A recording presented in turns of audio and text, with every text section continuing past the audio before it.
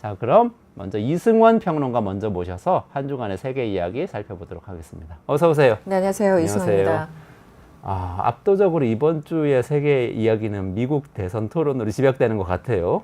네, 너무 충격적이었거든요. 어떻게 보셨어요? 저 당일에, 그러니까 우리 시간은 오전 시간이었기 때문에 유튜브에 이제 틀어놓고 잠깐 보고 있었는데 너무 화가 나서 정말 한 10분 만에 사실 꺼버렸어요. 그런 다음에 또 궁금해져서 잠깐 또 켰다가 끄다 켜다를 반복해서 거의 한 4, 50분이 지났는데요. 바이든은 일단 초점을 잃은 표정, 그러니까 제가 첫 번째 본 그 유튜브 영상에서 첫 장면은 초점을 잃고 맥락을 잃고 막 더듬거리는 그런 모습, 그리고 입을 벌리고 있고 해서 저분이 건강이 정말 심각하구나라는 인상을 뭐 그 보이스를 듣지 않아도 그냥 화면상에 바로 보이는 그런 느낌이었고, 트럼프는 늘 그랬듯이 거짓말로 일관한 그런 토론이었죠. 그래서 결국은 미국 유권자들은 바보와 거짓말쟁이 사이에서 누굴 뽑아야 되는 것인가, 그 선택, 정말 최악의 선택권을 갖고 있구나라는 생각을 잠시 해봤습니다. 네. 바보와 거짓말쟁이. 정말 그게 과장이 아니라 그 장면만 보면은 바보와 거짓말쟁이 딱 이런 느낌이에요. 네. 그러니까 선거라는 게 사실은 이제 차악을 뽑는 거잖아요. 어느 나라나. 슬프다. 네. 뭐 슬프죠. 그래서 최악을 피하고 이제 차악을 선택하는 게 그게 유권자들의 그냥 숙명이라고 하더라도 그래도 미국이 기본적으로 평균 이상은 해왔던 나라인데 이번에 토론 보면은 와, 과거 오바마가 있던 저 나라 맞나? 뭐 이런 생각이 들 정도로, 오히려 과거의 부시가 그리울 정도로 너무 최악의 그런 토론이 아니었나 싶습니다. 그래서 사퇴론도 나오는 거죠? 그렇죠. 사퇴론이 나오고 있는데 사실은 그거 이제 여러 가지 여론조사가 있었는데요. 사퇴론 이틀 전에 따끈따끈한, 그러니까 현지 시간 30일이니까 우리 시간으로 어제 나온 거예요. 그 CBS 유고부 조사가 있었어요. 그래서 28일, 29일 이제 양일간 1,130명 대상으로 했는데 응답자의 72%가 일단 그 사퇴해야 된다라고 얘기를 했고, 이제 정확하게는 바이든이 재임 도전을 포기해야 된다 이렇게 얘기를 했고요. 민주당 당원들 사이에서도, 왜냐면 이제 공화당과 민주당, 우리나라도 이제 국힘과 민주당 물어보면 당원들에 따라 다르잖아요. 그렇죠. 그래서 민주당 유권자들, 당원들한테도 물어봤더니 출마 반대가 46, 출마 찬성이 54. 물론 찬성이 더 높지만 민주당 당원 내에서도 무려 46%나 출마 반대로 한다라는 얘기가 나오니까 이게 굉장히 충격적인 거죠. 그리고 그 바이든 대통령이 대통령으로 일할 수 있는 정신 건강이나 인지력을 갖고 있느냐라고 그냥 직접적으로 물어봤어요. 그러니까 우리가 얘기했던 이제 건강, 뭐 치매 우려 뭐 등등. 그랬더니 그렇지 않다는 응답이 무려 또 72%. 그러니까 지금 사퇴해야 된다, 건강상 정말 우려된다, 이런 얘기들이 전체 유권자 사이에서 70%가 넘는다라는 거는 굉장한 수치죠. 네. 그러니까 인지력이 대통령직 수행할 정도에 다다르지 못한다는 답변이 72%라는 네, 그렇습니다. 말씀이세요. 직접 토론을 보시니까 어떠셨어요? 제가 이제 껐다 켰다를 반복해서 쭉 보지는 못했지만 일단 화면만 봤을 때는 제가 아까 말씀드린 것처럼 음성을 듣지 않아도 저분 좀 건강이 굉장히 안 좋구나라는 생각이 들었어요. 그러니까 사실은 이제 대통령의 모든 일정, 메시지 뭐 이런 것들은 다 컨트롤 가능한 그런 것들이었잖아요. 그렇죠. 그래서 어느 순간에 노출시킬 것인가 말 것인가 스태프들이 결정하고 본인이 또 결정하는데, 그동안 이제 백악관에서는 그 컨트롤 굉장히 잘했다는 느낌이 들고, 이번처럼 대놓고 90분간 생중계되는 이 상황에서는 뭔가 컨트롤과 제어가 안 되잖아요. 그렇죠. 그러니까 있는 그대로의 모습이 노출될 수밖에 없는 거고, 또 사실 90분이라는 게 우리도 이제 방송하다 보면 알겠지만 짧은 시간은 아니거든요. 그렇죠. 네. 그러니까 이제 서서 더군다나 상대 후보가 엄청나게 공격하고 또 그 반박해야 되는 그런 상황에서 막 거짓말해야 되고. 그러니까요. 화도 날 엄청난 테고. 그러네. 집중력 필요하니까 그 상황에서 못 견딘다라는 느낌이 있었거든요. 네. 근데 저는 여기서 이제 바이든에 대한 변명을 제가 지지자는 아니지만 해보자면, 제가 그 트럼프는 정말 거짓말과 막말로 일관했거든요. 근데 거짓말과 막말로 일관한 사람은 제쳐두고 이쪽에 바이든이 건강이 이상해 보여, 뭔가 약해 보여, 뭐 이런 것들 때문에 트럼프의 어떤 그 약점, 그 안 좋은 점이 부각되지 않는 게 더 역설이라는 생각이 들었어요. 그래서 아까 말씀드린 것처럼 이 바보와 거짓말 사이에 이 선택이라는 건 굉장히 힘들지만, 다시 한번 보면서 맞다, 내가 4년 전에 트럼프를 깜빡 잊고 있었지, 저 정도로 엉망이었지라는 걸 다시 한번 저한테는 각인시켜준 그런 TV 토론이 아니었나 싶습니다. 굉장히 좀 슬프더라고요. 어쨌든 이 지금 국제 정치에서 어쨌든 리더십을 발휘하는 국가의 지도자를 뽑는 건데 두 명 다 너무 수준 이하라는 생각이 들어서 네, 힘들죠. 왜냐면 우리나라와도 직접적인 관계가 있는 거니까. 네. 손고모님이 반가워하시네요. 네, 이성원 저요. 평론가님 자주 뵈면 좋겠다고. 네, 반갑습니다. 그래서 가까운 지인들이나 뭐 좀 친민주당 성향의 조금 진보적인 언론이나 이런 데서도 후보 사퇴론을 지금 이야기하고 있는 거죠. 계속 나오고 있어요. 그래서 이게 좀 갈리는데 우리도 이제 한국도 마찬가지죠. 대선 때 보면 캠프 안에서 내분이라는 게 있잖아요. 네네네. 그 강력하게 뭐 당신이 뭘 해도 이제 끝까지 응원해주는 측근들이 또 있는가 하면 측근 가운데서도 좀 냉정하게 이번엔 좀 포기하시라 뭐 안 된다 이렇게 노하는 그런 게 있는데 지금 캠프 내에서 난리가 난 것 같아요. 그리고 특히 이제 그 질 바이든 실질적으로 바이든과 모든 것을 상의한다는 질 바이든 부인. 그러니까 퍼스트 레이디죠. 그분의 어떤 메시지나 이런 것들이 굉장히 강력한데 결과적으로는 일단은 계속 가기로 한 것 같아요. 아, 그래요? 제가 그 가족회의 한다는 기사를 봤는데. 네, 그, 별장에서. 네네네. 네네. 그 결과가 지금 가족회의 결과 계속 가자 이렇게 된 거예요? 네, 일부 보도에 따르면 그러니까 27일에 그 TV 토론이 있었고 그 이후에 이제 캠프 데이빗 그 별장에 가서 이제 가족 회의가 있었던 것 같습니다. 네. 그래가지고 사진 봤더니 뭐 손녀들하고 같이 헬기에서 내리는 그런 장면들도 있었는데 질 바이든하고 지금 이제 재판 받고 있는 아들 헌터가 있죠. 그래서 여러 명이 모여서 일단 얘기를 했고 거기서는 그런 거죠. 지난 4년을 단 90분의 토론으로 규정 지을 수 없다. 그렇게 놔두진 않겠다라는 게 질 바이든의 언급이었고 그날도 계속 가는 것으로 결정된 것 같고요. 그 지금 블링컨 국무장관, 블링컨 국무장관은 오바마 대통령 때 그 지금 바이든 대통령이 부통령 했었잖아요. 네네네. 그때부터 같이 했던 사람이에요. 굉장히 50년간.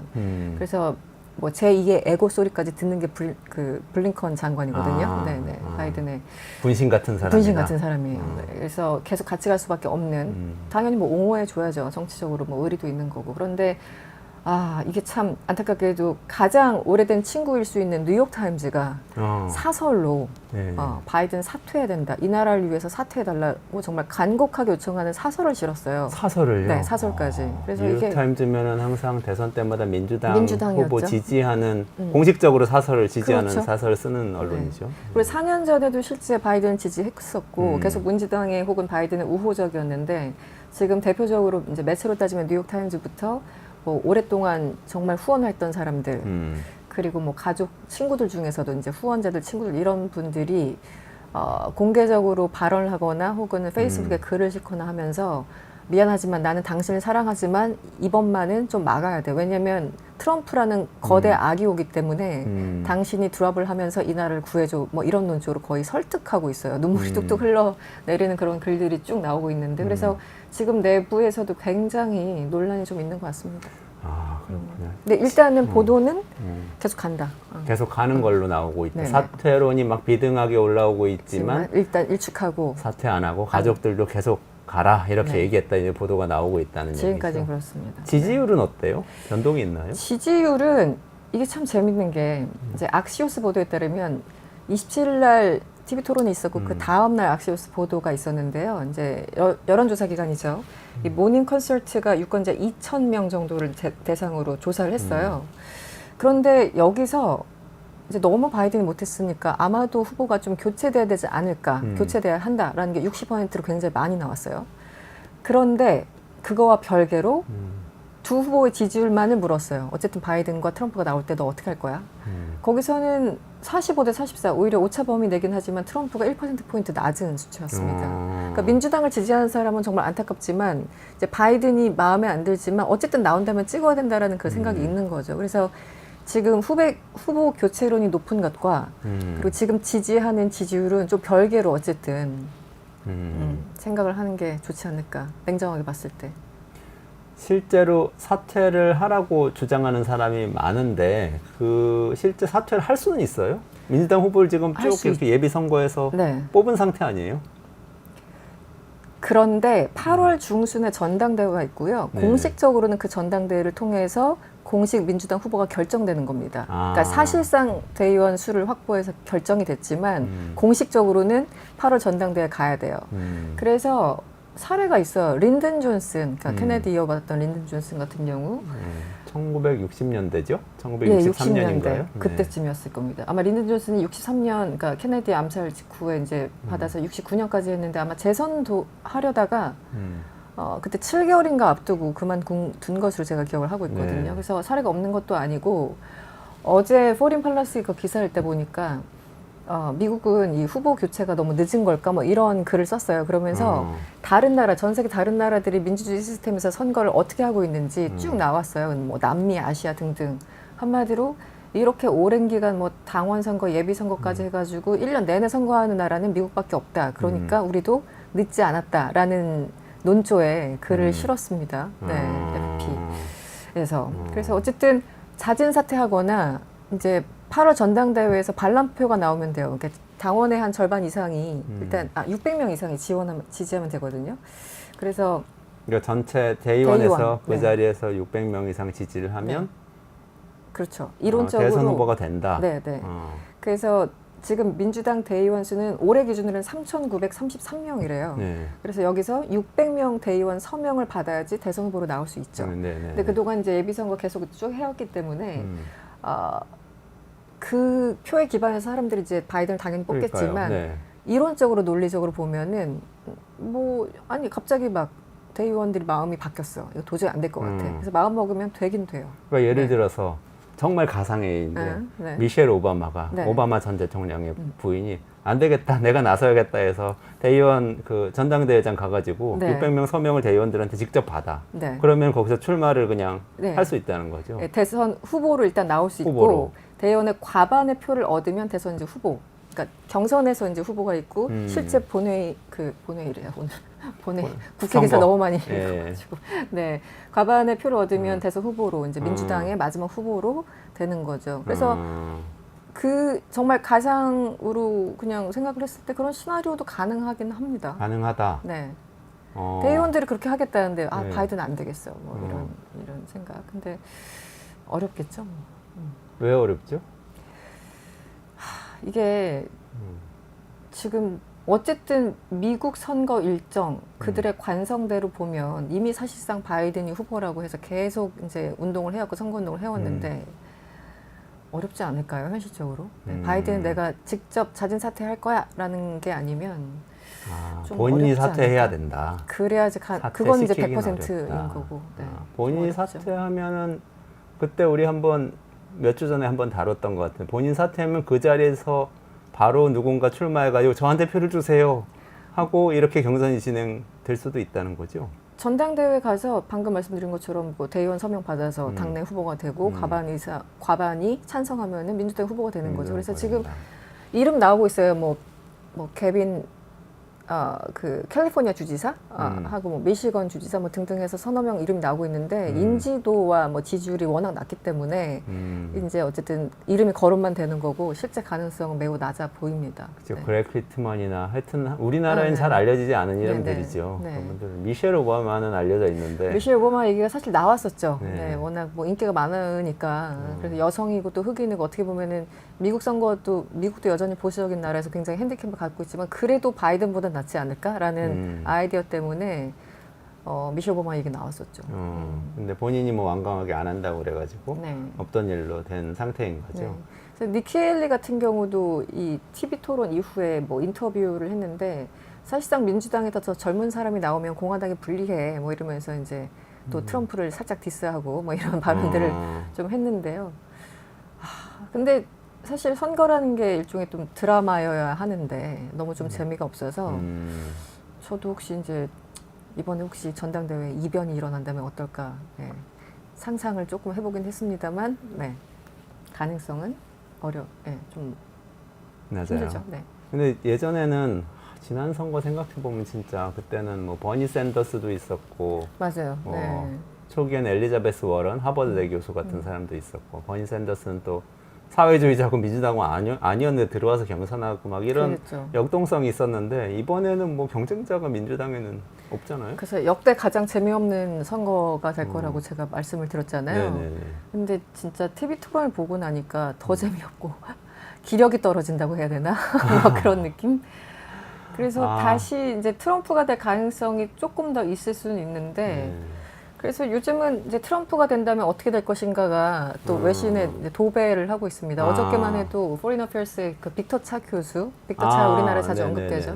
예전에 아들 부시 행정부 때 백악관에서 이제 일을 했었고 계속 이제 한국 문제에 대해서 언급을 하시는 분인데 더 강력한 트럼프가 온다 뭐 이런 논지에 기사를 포린 어페어스에 어제 올렸더라고요. 어저께인가. 그래서 오늘 아침에 조금 읽다 왔는데 야 그때만 해도 트럼프를 말릴 수 있는 측근들이나 아니면 굉장히 노련한 공무원들이 그래도 있었지. 그때 뭐 매티스 국방장관, 틸러슨 국무장관, 뭐 이름도 기억이 안 나네. 비서실장도 있었는데 그 사람들이 뭐 액시스 오브 어덜트에서 성인의 주라고 해서 이제 트럼프와 같은 아이를 좀 저지하고 견제하고 막아주는 이 훌륭한 공무원들이 그나마 있었지라고 했는데 이번에는 한번 해봤으니까 알잖아요. 자기한테 그 충성만 외칠 그 사람들을 주변에 놓을 거고 잔소리하는 사람들을 한마디로 한 명도 가져다 쓰지 않을 거기 때문에 정말 지멋대로 할 것이다. 그래서 빅터 차가 그 아시안 리더들이 뭐 그냥 일기 정도로만 생각하고 있는 것 같은데 안 된다. 혹시 트럼프 되면 니네들 정말 큰일 날 거다. 약간 경고성의 그런 글을 썼어요. 빅터 차가 상당히 영향력이 있는데 그렇죠. 그렇게 그 이 국면에 등장을 했네요. 네. 그 사실 빅터 차도 진보적인 분이 아니에요. 보수적인 부시 정부 때 또 굉장히 맞아요. 친공화당적인 발언 많이 했었던 것 같아요. 북한에 대해서도 상당히 맵하고 그런데 그럼에도 불구하고 보수층에 있는 사람도 이제 트럼프는 워낙 다른 결의 사람이기 때문에 그러니까 그래도 기본적으로 이게 보수든 진보든 간에 미국의 어떤 이스타블리시먼트 기존의 어떤 정치권에 있는 사람들, 학계에 있는 사람들은 기존 질서를 유지하면서 그 안에서 오른쪽 왼쪽이잖아요. 그런데 지금 뭐 주한미군 빼갈 수도 있고 나토에서 탈퇴할 수 있고 뭐 우크라이나에 돈 한 푼도 지원 안 하겠다는 트럼프라는 거는 기존 질서에 아예 어긋나는 거니까 빅터 차 교수 같은 사람도 그냥 볼 수는 없었던 거죠. 그래서 오죽하면 이런 글을 올렸을까라는 생각을 좀 했습니다. 글을 읽으면서. 말씀하셨으니까 우리나라에 어떤 영향을 줄지 좀 생각해 봐야 되는데 그 TV 토론에 우리나라 얘기도 나오지 않았어요? TV 토론에 딱 2번이 나왔어요. 길게 나오지 않았습니다. 늘 말씀드리지만 미국 그 대선에서 한반도는 중요한 이슈가 사실은 잘 아니에요.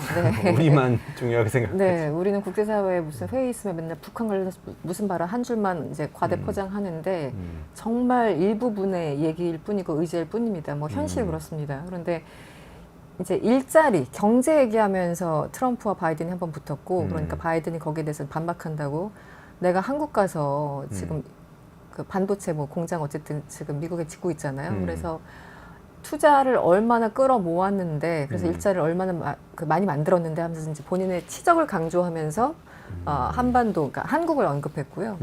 이제 두 번째는 우크라이나를 지원하고 있는 전 세계 한 50여 개국이 있다. 그런데 그 가운데 일본과 한국이 있다라고 하면서 한국을 이제 2번 언급했습니다. 그래서 그러면서 쓱 지나갔어요. 뭐 대단하게 뭐 북한 이슈가 나온 것도 아니었고 그런 상황이었고. 근데 얼핏 듣기에는 뭔가 우리나라에 있어야 될 일자리, 삼성전자 일자리 이런 걸 미국으로 가져갔다. 우크라이나에 우리나라 무기를 보내서 전쟁에 참여하게 했다. 네. 좀 다 안 좋은 얘기인 것 같은데요. 그러니까 본인들 입장에서는 좋은 거고 우리 입장은 솔직히 안 좋은 거죠. 우리나라 대기업들이 뭐 투자 많이 해봤자 우리나라에 안 하고 다른 나라 가서 하면은 그러니까요. 그게 뭐 어떤 큰 의미가 있겠습니까? 의미가 뭐 없는 건 아니겠지만 그리고 약간 그 말씀드릴 거는 이제 그 디베이트 과정에서는 얘기가 나오지 않았는데 전후루에서 양쪽 캠프들의 전 인원들이 막 총동원돼서 기자들한테 우리 후보에 대해서 막 자랑하고 막 디펜스하고 이런 게 있잖아요. 그러니까 오프 더 레코드 카메라가 꺼진 상황에서 왔다 갔다 하는 얘기인데 백브리핑 같은 그렇죠. 컨셉인가요? 네네. 그런데 이 조선일보가 아마 그 특파원이 인터뷰한 것 같아요. 그 이제 백브리핑 하고 있는데 트럼프 캠프에 크리스 라시비타라는 공동 선대위원장이 있어요. 네네. 그래서 이제 이것저것 막 물어봤을 거잖아요, 기자들이. 그때 이제 한반도 문제, 뭐 북한 문제를 물어봤는데 이 공동 선대위원장 자리 자체가 뭐 엄청나게 핵심 측근이란 얘기죠. 그래서 지금 캠페인 메시지 예산 조직 다 담당하는 어마무시한 역할을 갖고 있다고 하는데 이런 얘기를 했다고 합니다. 트럼프는 일기 당시에 북한과 만나서 관여했다. 인게이지했고 협상했다. 당시 상황은 바이든 현 정부보다 훨씬 낫다.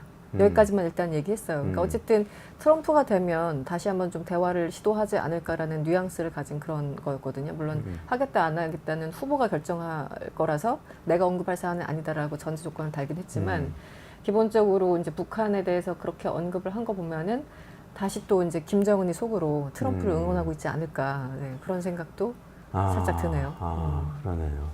그럼 말씀하셨으니까 전체적으로 지금 바이든 사퇴론까지 나오는 이 상황에서 트럼프 당선 가능성이 높아졌다고 다들 느끼고 있잖아요. 근데 실제 당선되면은 물론 지지율은 아직 뭐 바이든이 앞서고 있다고 말씀 주셨지만 실제 트럼프가 당선되면 아까 말씀하신 빅터 차가 얘기한 것 같은 거대한 격변이 올 것 같은 느낌이 다 있어요. 그 내용이 어떤 건지 좀 궁금해요. 이 전 세계적으로요, 아니면 전 세계적으로 일단. 전 세계적으로 일단 당장 우크라이나 전쟁이 어떻게 될 것인가라는 생각이 드는데. 이 전 세계적으로 트럼프의 절친이 몇 명 있습니다. 그 중에 이제 정말 극우파라고 할 수 있는 헝가리의 오르반 빅토르 총리가 있어요.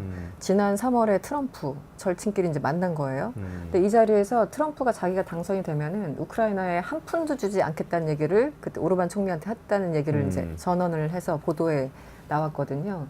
그리고 이번 디베이트에서도 내가 당선 심지어 뭐 백악관에 입성하기 전에 그 우크라이나 전쟁 끝나겠다 얘기를 했잖아요. 그러니까 러시아와 단판을 짓겠다 뭐 이런 얘기겠죠. 그래서 우크라이나 전쟁에 대해서는 늘 언급했던 대로 언급을 했고 그래서 실제 그 젤렌스키 우크라이나를 지원하지 않으면 전쟁은 굉장히 힘들어지는 거라서 냉정하게 보면은 우크라이나에 굉장히 불리한 상황에서 뭐 어떤 식으로든 휴전 정전 협정을 맺지 않을까. 이제 우크라 전쟁은 그렇고 중국 같은 경우도 이것도 이제 외신에서 제가 한 석 달 전에 읽은 건데 사실은 시진핑도 트럼프를 원한다라는 기사가 있었어요. 그래서 논거를 한 너댓 가지를 들면서 왜 지금 중국이 내심 트럼프를 원하는가. 그러니까 얼핏 보면은 말이 안 되잖아요. 반중 정책은 트럼프가 훨씬 심했던 것 같은데. 네. 근데 사실은 그 기조가 조금 더 세련됐을 뿐이지 바이든에서 조금 더 약화되지 않았다라는 게 지금 시진핑의 생각이고 그래서 어쨌든 대중 정책은 똑같이 유지될 테니까 차라리 전 세계를 규합해가지고 소위 말하는 스크럼을 짜서 중국을 공격하는 그런 바이든보다는 일단 나토도 분열하고 유럽 사회도 이제 분열만을 조장할 트럼프가 되는 게 본인들한테 훨씬 좋다라는 거예요. 예, 중국의 아주 크리티컬한 계산을 딱 따라가 보면은 그렇지 이제 다 어디 가서 깽판 놓고 이러는 트럼프가 차라리 스크럼을 짜기에는 굉장히 안 좋은 대상이잖아요. 그러네요. 그래서 지금은 이제 EU 뭐 나토 차원에서 이제 끈끈한 동맹 관계로 한꺼번에 몰아붙이는데 트럼프는 다 깰 테니까 나는 차라리 트럼프가다라고 이제 중국 공산당이 생각하고 있을지도 모른다라는 게 그 칼럼니스트의 주장이었어요. 근데 그런 걸 보면은 뭐 러시아도 그렇고 중국도 그렇고 아까 말씀드린 것처럼 북한의 김정은도 그렇고 이 독재자들은 은근히 트럼프 좋아한다. 네. 근데 약간 예외적인 상황은 BBC 보도였는데 푸틴 대통령이 사석에서는 바이든을 선호한다고 얘기를 했대요. 네, 그게 지난달 보도였는데 그래서 이유를 들어봤더니 바이든이 그래도 예측 가능하기 때문에라고 하네요. 그래서 푸틴의 속내는 솔직히 잘 모르겠고 이제 전쟁만 본다면은 트럼프가 되는 게 낫겠지만 전반적으로 봤을 때는 예측 가능한 뭐 바이든. 그러니까 이 푸틴의 어떤 좀 양가적인 마음이 있을 것 같은데. 푸틴 모르겠어요. 미국 대선에 개입하려고 그런 거 아니에요? 자기가 좋아한다고 그러면 미국 국민들이 싫어해서 안 찍을 것 같아서 바이든을 지지한다고. 본인 미국 국민들이 싫어할 거 아니에요? 미국 푸틴은. 국민들은 뭐 다 싫어하죠. 근데 실제 러시아가 지난 2016년에 뭐 대선 개입했다라는 의혹이 계속 있었으니까. 그래서 그리고 굉장히 절친이라고 생각했는데 정작 트럼프가 당선된 이후에는 이제 그런 것 때문에 더 신경을 써서 의식을 해서 그런 건지 러시아와의 관계 개선이 특별히 나서진 않았거든요. 이제 대면대면하게 굴었어요. 그래서 BBC 보도에 따르면 러시아 어떤 뭐 고위 관계자를 인용한 것 같은데 이름은 안 나왔습니다. 누가 백악관에 입성하든지 간에 미국의 정치적 불안정과 양극화가 극대화돼서 반사 이익을 챙기기를 우리는 희망한다. 그러니까 우리는 반사 이익만 챙기면 되는 거니까 뭐 누가 돼도 뭐 분열시킬 사람, 뭐 양극화를 이끌어낼 사람이면 다 환영이야. 뭐 이런 입장인 거예요. 아이고. 네. 백두사님, 장미님 감사합니다. 미국도 망해간다고 하셨는데 한국이 더 먼저 망하지 않을까 좀 걱정도 좀 되고 걱정되죠. 트럼프, 바이든 다 시진핑 다 싫죠. 새로운 리더십이 좀 필요한 것 같아요. 세계 정치에. 예. 아, 그나저나 시간이 혹시 있으면 네. 경제는 어떻게 되는 겁니까? 아, 경제? 네. 저한테 물어보시는 네, 거예요? 네, 네. 진행하시라고. 아니요. 아, 궁금해서. 네. 제가 오프닝 때 조금 말씀드렸는데 네, 네. 일단 중요한 포인트 몇 가지 있어요. 첫 번째 제일 중요한 거는 이 지금 소득세 폐지하겠다는 공약을 정말 지킬 건지. 소득세 폐지하겠다고 그랬어요. 그게 실화입니까? 소득세 소득세 폐지하겠다는 폐지 지금 우리 월급장이들 월급에서 따박따박 떼가고 하는 이 소득세 폐지하고 네. 근데 소득세를 폐지하면 어떻게 될까 이렇게 생각해 보면요 관세로 메꾸겠다고 그랬거든요. 근데 월스트리트저널에서 관세 시뮬레이션 해봤는데 네. 관세 70%로 올려야 된대요. 70%? 모든 제품의 수입 관세를. 그러니까 이거는 이렇게 하면 이제 국제 무역이라는 게 사라져요. 그래서 없어지겠죠. 네. 거기 월스트리트저널 뭐라고까지 썼냐면 이건 파이낸셜 타임즈 뭐라고 썼냐면 네. 트럼프의 말대로 된다면 그러면 관세를 없애고 무역을 하자고 하는 사람이 이제 공산주의로 취급받을 거야. 무역하자고 그러면 공산주의자 되는 거야. 너무 좌파라서. 네. 왜냐면 우파가 다 관세를 올려버리니까 뭐 이렇게까지 얘기할 정도인데 진짜 이거 할 거냐. 근데 이렇게는 할 수 있어요. 내가 생각을 해봤는데 감세를 하고 소득세 중심으로 감세를 할 수 있어요. 그러면 미국이 네. 지금 한 전체 세입 중에서 한 60% 정도가 소득세거든요. 굉장히 높아요. 60%요? 60%요. 네. 요걸 감세를 하기 시작하면은 이제 부가가치세, 소비세를 올리거나 이렇게 하면서 밸런스를 조금 맞춰갈 수 있어요. 그러면서 관세도 올리고 무역은 줄어드니까 관세 계속 올릴 수는 없거든요. 근데 이렇게 좀 패키징을 바꿔갈 수 있겠다. 요 생각을 하나 들고 소득세 없애자는 거는 지금까지 세금 정책 중에서 제일 센 포퓰리즘이에요. 지금까지 세금 정책을 포퓰리즘이라고 해봤자 상속세 없애겠다 이런 건데 네네네. 그럼 부자들 몇 명만 구출하는 거죠. 그렇죠. 소득세 모든 사람한테 세금 안 거든. 이거 할 거냐 요거하고 또 우리나라하고 직접 관련된 거는 사실은 금리인데요. 금리. 네. 네네. 돈을 그쵸. 풀어서 물가를 감세를 하고 그러면 이제 국가 재정이 방만해지기 때문에 물가가 다시 오를 거다 이런 걱정을 무디스에서 내놨어요. 신용평가기관에서. 근데 그럼 금리 지금 가까스로 잡아가지고 중앙은행에서 그 FRB에서 금리 인하하려고 딱 폼 잡고 있고 투자자들은 금리 인하하면 확 들어가서 투자해야지 돈 빌려서 이런 생각하고 있는데 다시 인상해야 될 수도 있어요. 물가가 그러네요. 오르면 금리 올려야 돼요. 그렇죠. 우리나라도 지금 금리 인하해야 되는 상황이에요. 근데 미국 경기가 금리 안 돼. 때문에. 미국 금리 때문에 네. 못 내리고 있는데 지금 올리면 우리 오히려 올려야 되는 이런 걱정이 되죠. 그 트럼프가 저 그래서 궁금해서 갑자기 트럼프 때 도대체 인플레이션이 몇이었지? 그때 재임 기간 동안 했더니 바이든 엄청 공격했잖아요. 네, 네. 인플레이션. 네. 근데 뭐 주범이라고. 2022년에 우크라 전쟁 이후에 뭐 한 8, 9%까지 올라갔던 건 사실이지만 지금은 3%로 내려갔잖아요. 근데 네. 갑자기 궁금해서 오는 길에 찾아봤어요. 트럼프 재임 기간. 그랬더니 인플레이션이 평균 1.9 정도? 뭐 한 2%가 좀 안 됐던. 낮았네. 네. 그래서 아니 이렇게 잘했을 리가 없는데 그래서 봤더니 그때 코로나였어요. 코로나 리세션 때문에 그렇게 물가가 계속 이제 낮을 수밖에 없었다고 밑에 이제 설명들이 쭉 나와 있었는데 어쨌든 우리는 이제 맥락을 보지 않고 숫자만 보는 경향이 있잖아요. 그 상황. 그래서 이제 지금 트럼프가 이번에 바이든 그렇게 맹공한 이유가 결국 저런 숫자 때문이었구나라는 생각을 잠시 해봤는데 어쨌든 트럼프가 되면 이래저래 우리 안보나 경제도 안 좋다는 얘기네요. 결론적으로는. 예, 예. 태풍이 안 좋은 정도가 아니고요. 안 좋은 정도가 질서가 바뀌는 우리의 삶의 질서가 완전히 바뀔 수도 있어요. 돈 많이 버는 사람이 갑자기 못 벌고 못 벌던 사람이 더 못 벌고 네. 이렇게 될 수도 항상 약자들이 있다는, 더 고통받죠. 네. 있다는 거고 걱정입니다. 그렇군요. 그래서 오늘 마무리해야 되는데요. 네. 질문이 있어요. 질문. 바이든이 당선될 거라고 예측하셨잖아요. 몇 주 전 방송에서. 51대 여전히 49. 수태입니까? 아니면은 철회입니까? 조금 제가 저번에 51대 49로 바이든이 될 거라고 얘기를 했는데 일단 그럼 신중하게. 박자가 됐고 근데 지금 디베이트를 보니까 어쨌든 트럼프의 가능성이 조금 더 올라간 것 같긴 해요.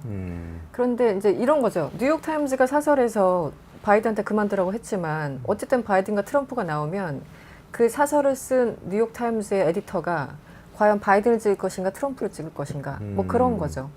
그래서 일단은 이게 그 wishful thinking이라고 하죠. 희망적인 사고를 돌려서 트럼프보다는 바이든이 나니까 여전히 바이든이 된다고 이렇게 자신 없게 말씀드립니다. 저도 실어드릴게요. 트럼프 되면은 경제적 태풍이 올 것 같으니까 일단은 바이든이 될 거라고 믿으면서 네, 지내보자. 그렇게 희망사고를 굴리지 않으면 너무 괴로울 것 같습니다. 네. 이승원 시사평론가하고 계속해서 미국 대선에 대해서 업데이트하면서 깊이 있게 분석해 드릴 테니까요. 자주 라이브에 참여해 주시면 좋겠습니다. 조금만 기다리시면 장성철 소장, 김준일 평론가하고 한 주간의 정치 이슈 짚어보겠습니다. 여기서 이승원 평론가하고 같이 인사드리겠습니다. 고맙습니다. 고맙습니다.